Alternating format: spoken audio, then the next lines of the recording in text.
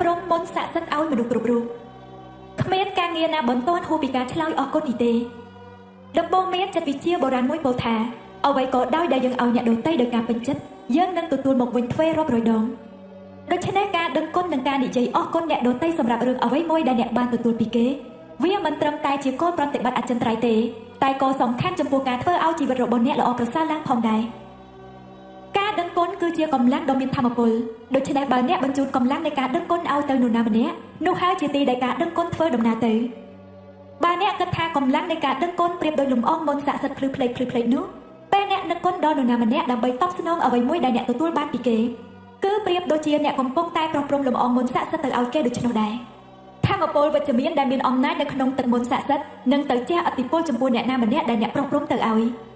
រៀងរាល់ថ្ងៃយើងតាក់ទងមនុស្សជាច្រើនមិនថាតាមទូរស័ព្ទអ៊ីមែលឬពេលជួបគ្នានៅពេលធ្វើការក្នុងហាងភោជនីយដ្ឋានចន្ទាយន្តឡានក្រុងរថភ្លើងនិងមានករណីជាច្រើនទៀតអ្នកដែលយើងតាក់ទងជាមួយគេសមនឹងទទួលបានការដឹងគុណពីយើងព្រោះយើងកំពុងតែទទួលបានអ្វីម្យ៉ាងពីពួកគេដែរចូលគិតដល់មនុស្សដែលអ្នកជួបដោយចៃដន្យគឺអ្នកដែលផ្ដល់សេវាកម្មអ្វីម្យ៉ាងដល់អ្នកដូចជាមនុស្សធ្វើការក្នុងហាងទំនិញឬភោជនីយដ្ឋានអ្នកបើកឡានក្រុងឬតាក់ស៊ីភ្នាក់ងារផ្ដល់សេវាកម្មអតិថិជនអ្នកអនាម័យឬមិត្តរួមការងារអ្នកទាំងនោះកំពុងតែបម្រើអ្នកហើយអ្នកក៏កំពុងតែទទួលសេវាកម្មពីគេបើអ្នកមិននិយាយអរគុណជាការតបស្នងវិញទេគឺស្មើនឹងអ្នកមិនដឹងគុណហើយអ្នកក៏កំពុងតែបញ្ឈប់រឿងល្អៗដែលនឹងចូលមកក្នុងជីវិតអ្នកផងដែរចូលគិតដល់ជាងជួសជុលដែលនៅពិនិត្យប្រព័ន្ធដឹកជញ្ជូនរបស់យើងឲ្យធ្វើការបានរលូនមានសុវត្ថិភាពនិងអ្នកផ្គត់ផ្គង់សេវាកម្មសាធារណៈដែលមិនធ្វើឲ្យរាំងស្ទះដូចជាអគ្គិសនីឧស្ម័នទឹកស្អាតនិងផ្លូវថ្នល់ជាដើមចូលកាត់ដល់អ្នកអនាម័យនៅលើលោកដែលខំបោះសម្អាតផ្លូវបន្ទប់ទឹកសាធារណៈរថភ្លើងឡានក្រុងយន្តហោះមន្ទីរពេទ្យផ្សារទំនើបភោជនីយដ្ឋាននិងអគារការិយាល័យជាដើមអ្នកមិនអាចនិយាយអរគុណចំពោះពួកគេដោយផ្ទាល់បានតែអ្នកអាចប្រោះព្រំមុនស័ក្តិសិទ្ធិឲ្យពួកគេបានដោយការនិយាយអរគុណនៅពីក្រោយពេលអ្នកដើរកាត់អ្នកណាម្នាក់នៅក្នុងក្រុមពួកគេហើយអ្នកអាចដឹងគុណនៅលើក្រោយពេលអ្នកអង្គុយនៅលើតុធ្វើការស្អាតៗឬដើរលើផ្លូវដ៏ស្អាតឬដើរកាត់បម្រើដែលដុសសម្អាតរហូតដល់ចាំងភ្លឺផ្លេចៗទាំងនោះពេលនៅក្នុងហាងកាហ្វេឬអាហារដ្ឋានចូលប្រោះព្រំមុនស័ក្តិសិទ្ធិដោយនិយាយអរគុណមនុស្សម្នាក់ៗដែលបម្រើអ្នកមិនថាអ្នកជួលតុអ្នកហុចមីនុយឲ្យអ្នកកំងអ្នកថែមទឹកអ្នកលើកអាហារដែលអ្នកកំងអ្នកយកចានដែលញ៉ាំអស់ហើយអ្នកយកវិក័យជាបាត់គិតលុយឬអ្នកយកលុយអាប់ឲ្យអ្នកចូលចាំថាត្រូវនិយាយអរគុណបើអ្នកនៅក្នុងហាងកាហ្វេឬផ្សារទំនើបនិងកំពុងឲ្យគេគិតលុយចូលប្រោះព្រំមុនស័ក្តិសិទ្ធិនិងនិយាយអរគុណអ្នកដែលបម្រើអ្នកឬអ្នកចាប់របស់ដាក់ថង់ឲ្យអ្នកបើអ្នកធ្វើដំណើរតាមយន្តហោះចូលប្រោះព្រំមុនស័ក្តិសិទ្ធិដោយនិយាយអរគុណដល់ភ្នាក់ងារពិនិត្យឈ្មោះភ្នាក់ងារគ្រប់គ្រងសុវត្ថិភាពអ្នកពិនិត្យសម្បត្តិធ្វើដំណើរមុនឡើងយន្តហោះនិងភ្នាក់ងារលើយន្តហោះដែលចាំស្វាគមន៍ខណៈពេលកំពុងហោះហើរចូលនិយាយអរគុណបុគ្គលិកប្រចាំយន្តហោះរាល់ពេលពួកគេបម្រើអ្នកបម្រើអាហារនិងភេសជ្ជៈយកចានពីអ្នកឬក៏ប្រម៉ូសម្រាប់ចេញពីមុខអ្នកក្រុមហ៊ុនអាកាសចរអរគុណអ្នកជាយន្តហោះរបស់គេកាពីតាននិងភ្នាក់ងារប្រចាំក្រុមហ៊ុនអរគុណអ្នកដូច្នេះអ្នកក៏គួរធ្វើដូចគ្នាដែរអរគុណពួកគេពេលដើរចុះពីលើយន្តហោះនិងនិយាយអរគុណគេរាល់ពេលយន្តហោះឡើងឬចុះនៅកន្លែងគោលដៅព្រោះការដែលអ្នកហោះហើរបាននោះចាត់ទុកថាជាកំពូលបដិហាទៅហើយចូលដឹងគុណមនុស្សដែលជួយធ្វើការអ្នកមិនថាស្មៀនបុគ្គលិកទទួលភ្ញៀវបុគ្គលិកអាហារដ្ឋានបុគ្គលិកអនាម័យបុគ្គលិកបម្រើអតិថិជនឬមិត្តរួមការងារដទៃនោះទេចូលប្រោះព្រំមុនស័ក្តិសិទ្ធិឲ្យពួកគេដោយពាក្យអរគុណមនុស្សគ្រប់គ្នាកំពុងផ្ដល់សេវាកម្មឲ្យអ្នកហើយគេក៏សមនឹងទទួលបានការអរគុណជាការតបស្នងបន្តបន្ទាប់ផងដែរជំនួយការហាងនិងអ្នកបម្រើទាំងប្រុសទាំងស្រីសុទ្ធតែធ្វើការធ្ងន់ណាស់ក្នុងការបម្រើអតិថិជនតែពួកគេជ្រើសរើសធ្វើការបម្រើអ្នកដទៃការបម្រើសាធារណជនសំដៅដល់ការជួបមនុស្សជាច្រើនប្រភេទដែលមានអារម្មណ៍ខុសៗគ្នាព្រមទាំងមនុស្សមិនចេះដឹងគុណគេផងដែរលើកក្រោយនៅពេលអ្នកទទួលសេវាកម្មពីអ្នកណាម្នាក់ចូលចងចាំថាមនុស្សដែលកំពុងបម្រើអ្នកគឺជាកូនស្រីឬកូនប្រុសជាទីស្រឡាញ់របស់ឪពុកម្ដាយគេឬជាប្អូនជាទីស្រឡាញ់របស់អ្នកណាម្នាក់ជាម្ដាយឬឪពុករបស់គ្រួសារមួយដែលមានកូននិងជាសង្សារឬមិត្តសម្លាញ់របស់អ្នកណាម្នាក់ពួកគេសុទ្ធតែសមគួរនឹងទទួលបានក្តីមេត្តានិងភាពអត់ធន់របស់អ្នកប្រហែលជាធ្លាប់ជួបមនុស្សមានតួនាទីបម្រើអតិថិជនតែមានរឹកទាគំរូគំរើយដាក់អ្នកឬមិនយកចិត្តទុកដាក់តាមសមគួរវាអាចពិបាកបន្តិចក្នុងការដឹកគុណនឹងស្ថានភាពដូចនេះតែការដឹកគុណរបស់អ្នកមិនអាស្រ័យលើទង្វើរបស់គេទេមិនថាអ្នកជ្រើសដឹកគុណក្នុងលក្ខណៈបែបណាមិនថាអ្នកជ្រើសមុនស័ក្តិសិទ្ធិក្នុងជីវិតបែបណាវានឹងជួយឲ្យអ្នកចាំថាអ្នកមិនអាចដឹងពីការលំបាកដែលអ្នកណាម្នាក់កំពុងជួបក្នុងកំឡុងពេលអ្នកតាក់ទងនឹងគេទេពួកគេអាចមានអារម្មណ៍មិនល្អឬទៅបាត់បង់មនុស្សជាទីស្រឡាញ់ឬជីវិតអាពាហ៍ពិពាហ៍ទៅនឹងបញ្ចប់ឬកំពុងស្ថិតក្នុងអំឡុងពេលអស់សង្ឃឹមនិងជីវិតកំពុងរលំរលាយការដឹកគុណនិងក្តីមេត្តារបស់អ្នកអាចជារឿងអស្ចារ្យបំផុតដែលកើតឡើងចំពោះគេនៅថ្ងៃនេះក៏ថាបានចូលមានក្តីមេត្តាព្រោះមនុស្សគ្រប់គ្នាដែលអ្នកជួបកំពុងតែតស៊ូនឹងក្តីលំបាក Bà nè ở con nè nam mà nè tam tu sắp chăm phu ca chui rồi bỏ kế còn ban tay để dây thả ở con cho bà bị hại phòn phong thả hay ở với nè đừng con đôi chia ở con đại ban chui nhung ở con đại không lồng bát đầm bầy nhung ở con đại ban chầm nái tay về lia đầm bầy nhung ở con đại ban chui đo saiปัญหาở nhung bà chia mình phật con nè tê nè đừng ngớ chăng ngó chăm phu ca chai con rồi bỏ kế pe nè để dây tiệt thông mà đa bản nì pro kế đừng miên à rong đâm bị ca bắt rồi bỏ nè pe ở con nè nam mà nè nơi chăm phu mốc cho mơ một cái phong kế đừng miên à rong đâm con nè rồi tụt tua tụt môn xả sắp bị nè tê lụt ra nè mơ một cái ở trong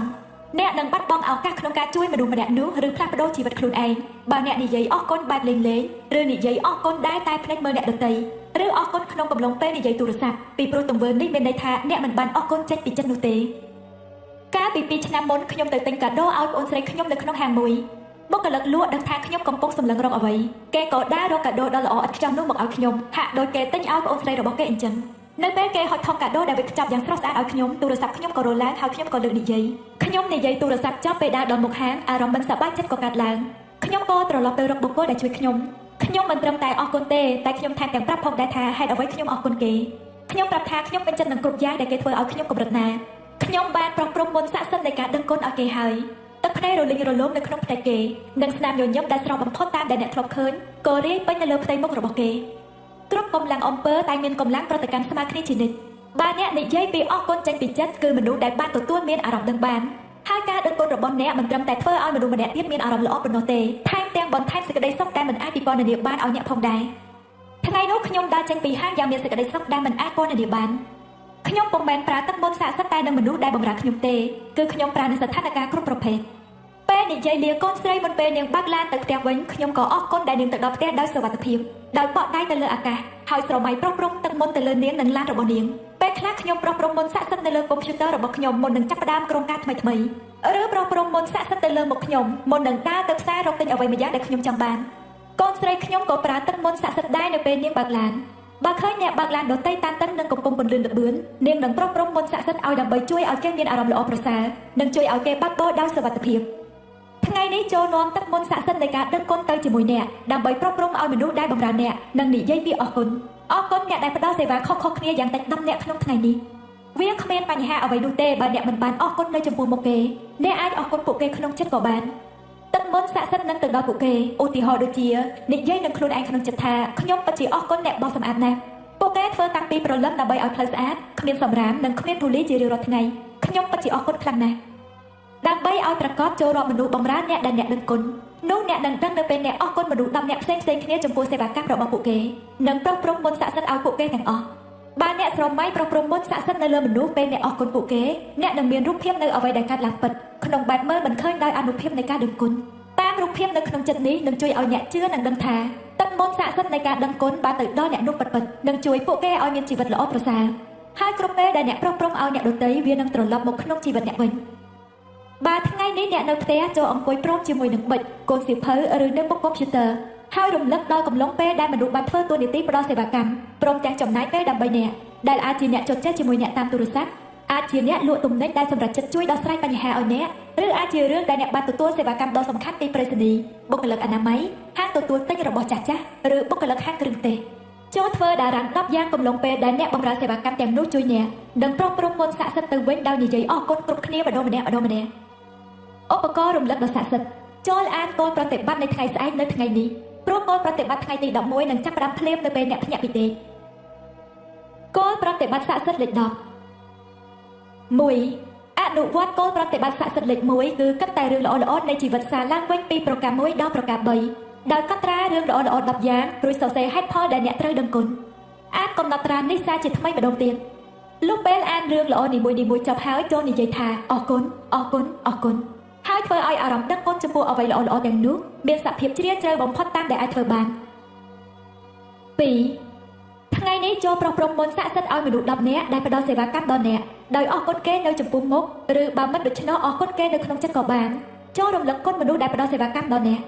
3. មុនដែលយប់នេះចូលក្តាប់ថ្មស័ក្តិសិទ្ធិក្នុងដៃម្ខាងហើយនិយាយពាក្យស័ក្តិសិទ្ធិអរគុណសម្រាប់រឿងល្អបំផុតដែលកើតឡើងក្នុងថ្ងៃនេះ